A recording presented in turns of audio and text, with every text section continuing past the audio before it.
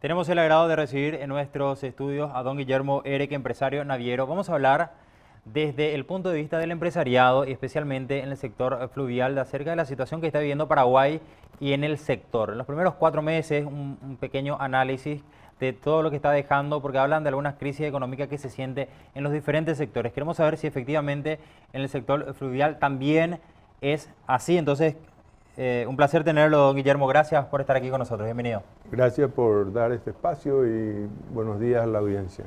Bueno, y saber un poco más que nada lo que es la situación en torno a la crisis económica de la región y que hoy también ya muchos hablan y se sienten en nuestro país, en diferentes rubros, en diferentes sectores, y queremos saber cómo está la situación de los empresarios en el sector naviero, don Guillermo. Correcto. Bueno, el sector de lo que es la logística fluvial en general, que involucra a las empresas navieras, pero también los puertos, las agencias marítimas, los astilleros, tiene sus propios tiempos, digamos. Los procesos son distintos. En este año coincide esta crisis importante del país con la crisis de nuestro sector, porque la cosecha de soja ha sido muy mala, digamos, y hay muy poco volumen de carga para transportar. Eso por un lado.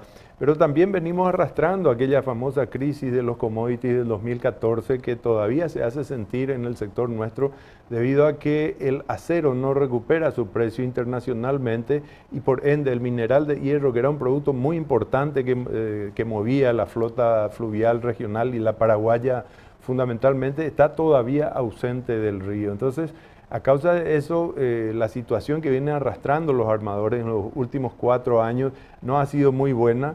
Y se agrava con esta mala cosecha, digamos, de la soja, sobre todo este año.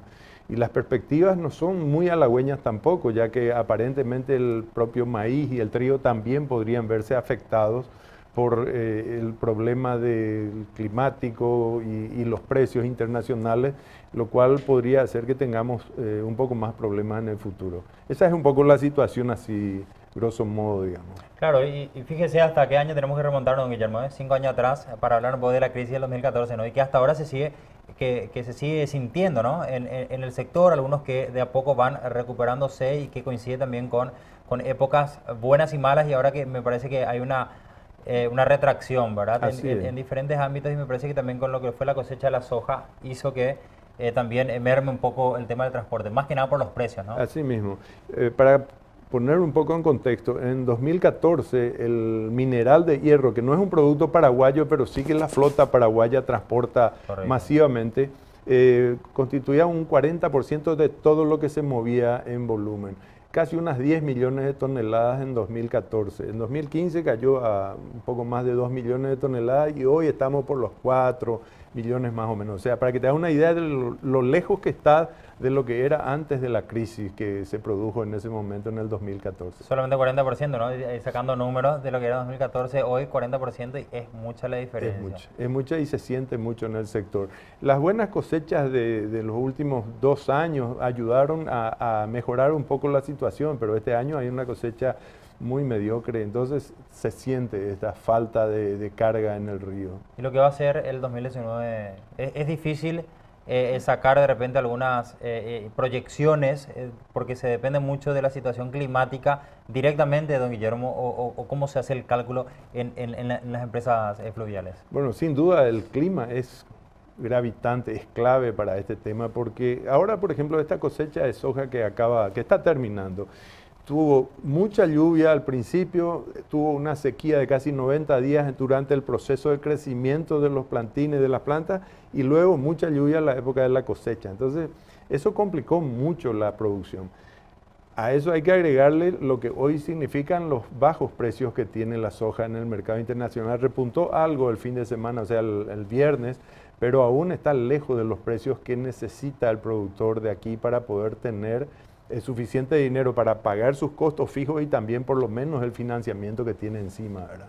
De hecho, habrá visto, se está hablando de que los productores están pidiendo que se modifiquen las condiciones crediticias, que el Banco Central un poco como que flexibilice la calificación de riesgo de los créditos a los productores, que creo que se va a tener que hacer una serie de cosas de ese tipo para poder evitar que muchos de ellos quiebren en este momento y que tengan Los bancos también problemas porque tienen carteras con una tasa de morosidad superior a lo que es aceptable, digamos. Claro, entonces me parece que la maniobra a nivel gubernamental va a ser importante, ¿no? Es importante. Porque desde el BCP, que es la matriz, también dar esa flexibilidad que usted manejaba a los bancos, ¿no? Para que también eso corra después a los Así es. productores que están de repente, que necesitan oxígeno para poder apostar nuevamente a la siguiente zafra y así sucesivamente. Sí. Por ahora, ¿qué se hace? ¿Se aguarda?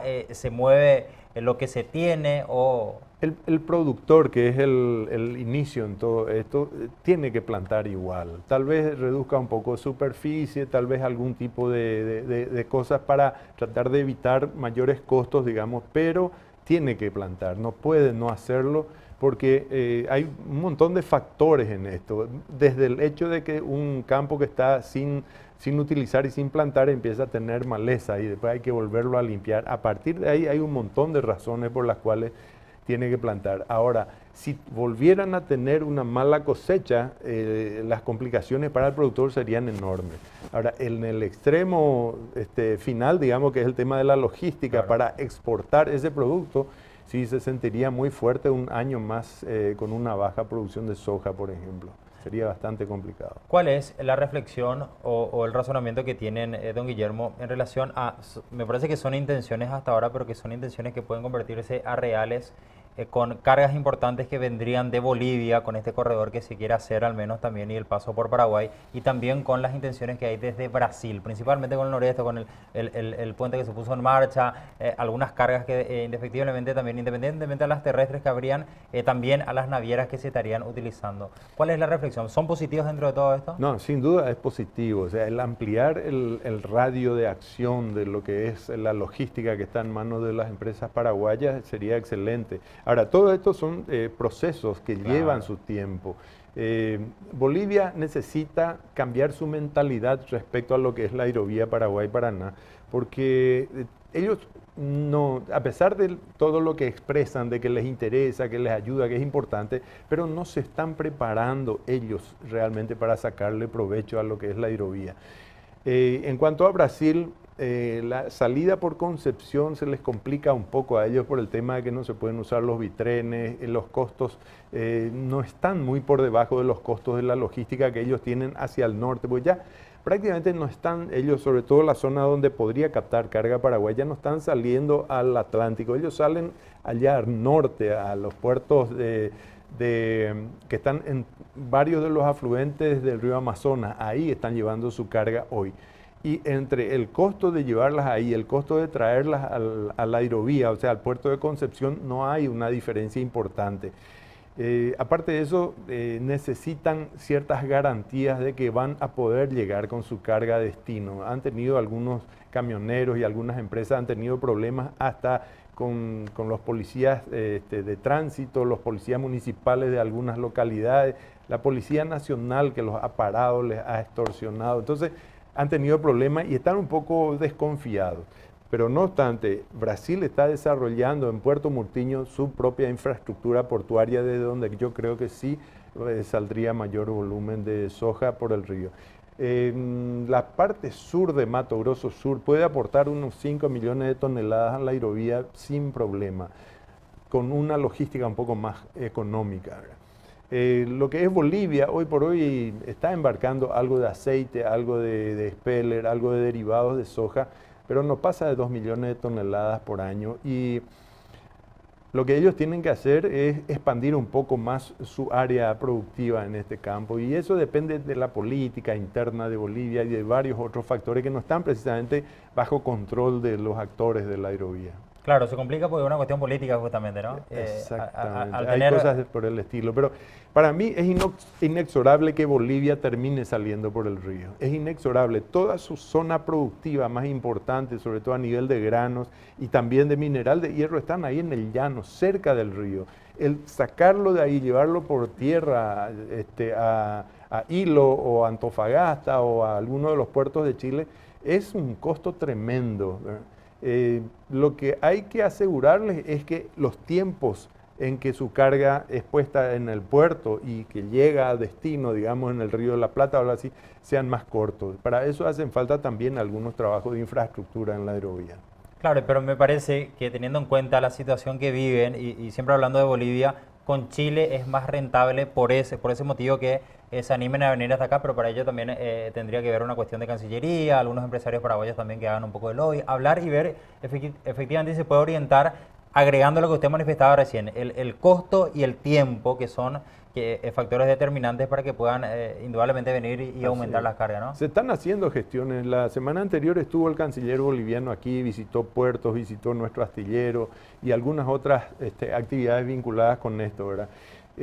Están haciendo gestiones ellos. Ahora creo que el 14 de junio, algo así, hay una reunión en Santa Cruz de la Sierra donde van a participar empresarios paraguayos del sector. ¿Van a ir, Guillermo? ¿Sí? Es probable, sí, es probable que haya representación paraguaya allí. O sea, se están haciendo cosas, pero es un proceso y que va a llevar un poco de tiempo todavía. Por ejemplo, el gobierno boliviano todavía no estableció delegaciones aduaneras en los principales puertos en el canal Tamengo, que hoy son los que hoy funcionan. Y esto significa que uno carga una barcaza de granos en 4 horas, se preparan los documentos de esa barcaza, se tiene que enviar a La Paz para que sean visados y volver. Son 4 días de tiempo que se demora, porque no hay una delegación aduanera en el sitio. Y esas son cosas que ellos tienen que incorporar e ir estableciendo para que esto se pueda hacer mucho más rápido. Por último, Guillermo, lo que fue 2018 y a esta altura, más o menos del año, se puede comparar y se siente lo que es la disminución de cargas, el movimiento en sí, por lo que manifestamos al principio, ¿no? por lo que golpeó la cuestión climática, las cosechas también. ¿Hay una comparación entre año a año sensible? Bueno, el año pasado fue un año regularmente malo y este año es malo. Se siente más por lo que decía.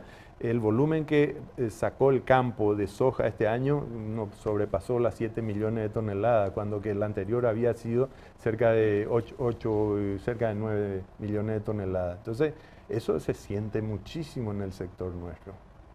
Y hay que ver cómo se termina el año, porque es difícil proyectar. Uno se imagina, uno seguramente planifica y se prepara, pero está sujeto a cuestiones que están ajenas a lo que uno puede llegar a hacer, ¿no? Fuera del control del sector, sí. Realmente el sector de la logística es un poco subsidiaria del sector productivo, ¿verdad? Hay buena producción y la logística trabaja. Hay mala producción y la logística se lo resiente. Don Guillermo, ¿y el tránsito en el agua cómo está? Está bien, está mejor que lo que dragados, teníamos. Bueno, no hace falta dragado porque el río Paraguay sobre todo tiene mucha agua, que es el que suele ser más complicado. De hecho, hay gente que está con problemas de sus zonas de vivienda inundadas y todo eso. Eso trae mucha agua y facilita relativamente la navegación, digamos. Y eso está ocurriendo desde 2013 en adelante, 2014. Que tenemos épocas de agua alta, entonces eso no es un problema. Donde mejoraron también las cosas increíblemente es en las relaciones con Argentina, sobre todo. Sí, sí. Argentina ha ido desmontando esa serie de medidas que tomó el gobierno anterior, o sea, los 2 gobiernos anteriores, que habían complicado bastante a lo que era el sector, el costo sobre todo del manejo de la logística. Eso se ha ido desmontando, ¿no? Sí, sindicatos y el propio gobierno argentino, que puso algunas medidas que eran absolutamente innecesarias, no le beneficiaban nada, ni al gobierno argentino, ni al sector de logística argentino, que prácticamente no existe, ni a los trabajadores, a los sindicatos, a nadie beneficiaba, era simplemente por crear problemas para que Paraguay no sea tan eficiente como había sido hasta ese momento.